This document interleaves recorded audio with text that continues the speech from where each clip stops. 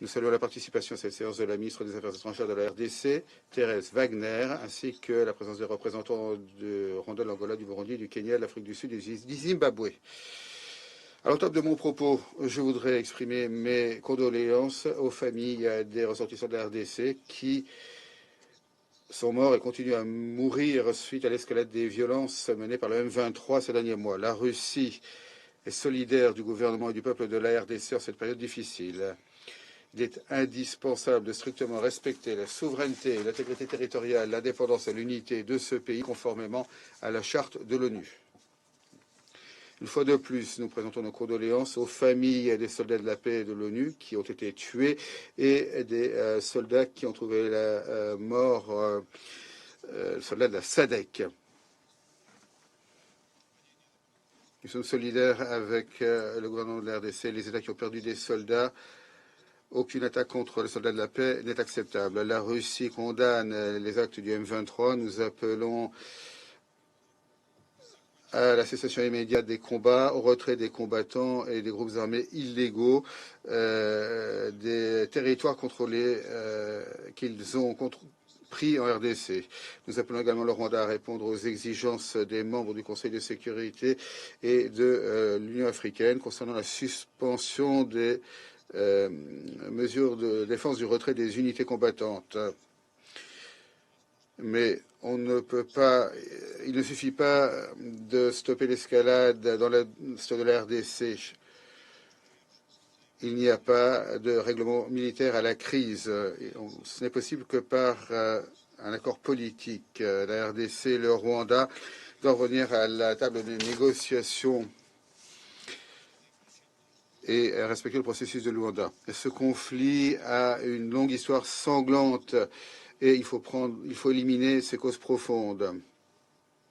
On ne pourra parvenir à un règlement durable qu'après la fin de la coopération d'États avec des groupes armés illégaux, notamment la FDLR. Je voudrais dire que sans règlement du statut du M23 dans le cadre d'un dialogue intercongolais, il n'y aura pas de formule politique de cessation du conflit.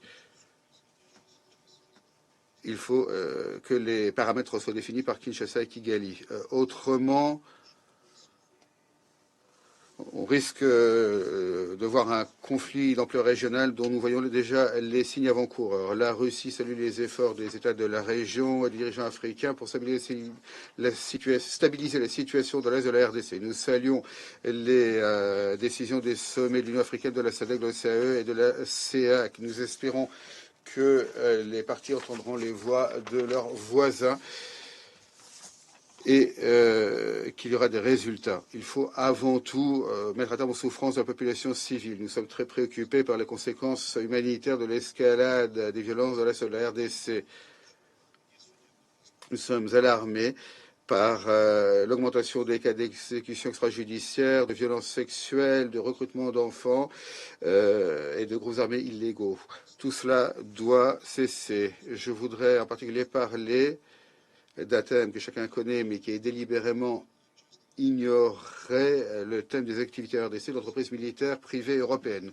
Nous avons tous vu qu'elles se sont rendues auprès des soldats de la paix de la MONUSCO.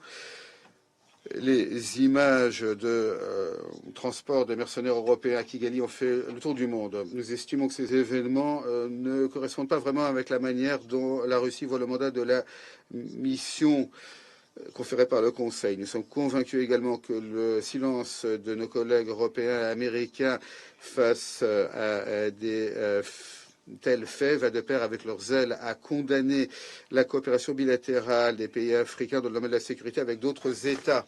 C'est particulièrement étonnant alors que depuis longtemps, il y a une campagne de désinformation contre la Russie concernant le renforcement de la coopération avec les États africains dans le domaine de la sécurité. C'est du deux poids, deux mesures néocolonial dans toute sa splendeur. C'est également l'une des causes de la poursuite du conflit. En conclusion, permettez-moi de vous assurer du fait que la Russie continuera à contribuer aux efforts visant à mettre un terme à l'escalade de la violence et à rétablir les perspectives d'un règlement diplomatique. Les Congolais ont besoin de paix, de sécurité et de savoir de quoi demain sera fait. C'est précisément leurs intérêts que nous défendons ici au Conseil.